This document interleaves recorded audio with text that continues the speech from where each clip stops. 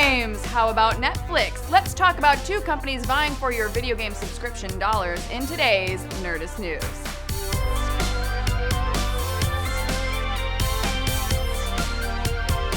Yesterday, EA unveiled its new subscription-based service on Xbox One, EA Access. Now, the service is trying to position itself as the Netflix of video games, a claim plenty others have made in the past.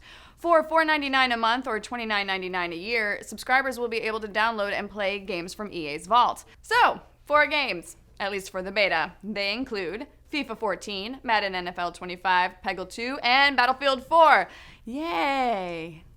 Membership also nets you a 10% discount on digital EA content, including full games purchased through the Xbox Game Store, and 5-day early access to newly released titles like James Bond 4, Kraken Not Stirred.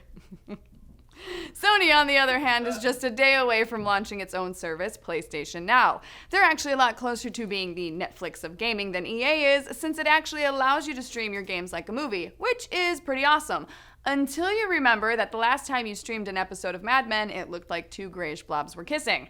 Now, while PlayStation Now's big draw initially was that it would feature PS1, PS2, and PS3 games, the studio has been strangely coy about the older generations, only offering PS3 games at launch and refusing to comment on the future of beloved catalog titles like Resident Evil 2 and Tomba. Now, they're also challenged by some truly insane pricing.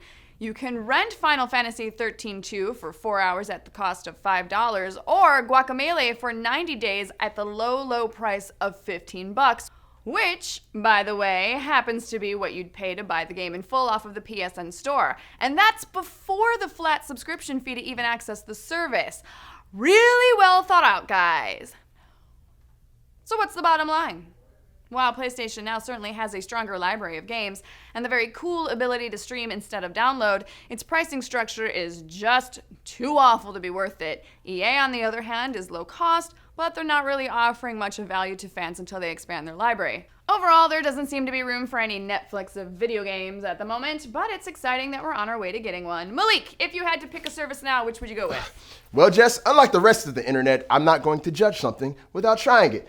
EA, they really haven't been known for their online endeavors. SimCity was a disaster. Battlefield has not been great. So I don't know. We have to see about that. PlayStation Now, on the other hand, They have the GACOG technology, which is amazing. The only thing is these prices are ridiculous.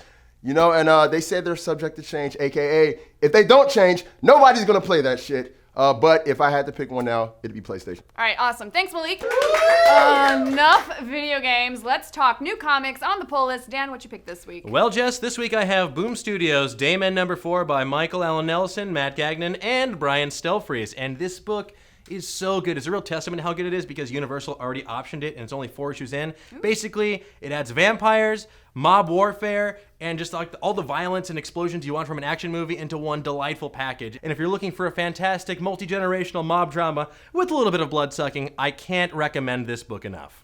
And what else might you have for us, Dan? Well, Jess, I'm even gladder you asked because today is the premiere of my show, Nerdist Play with Malik Forte. No, I'm kidding. It's the premiere of my show, The Dan Cave. Each week, thank you, Mike Shaw, I'm going to dive deep into TV, comics, movies, and more. This week, we're talking about whether or not Legendary is going to make a shared universe between Godzilla, Pacific Rim, and King Kong. So check it out. Hell yeah! Guys, go watch Dan's show, hit that subscribe, and visit Nerdist.com for more Nerdist news.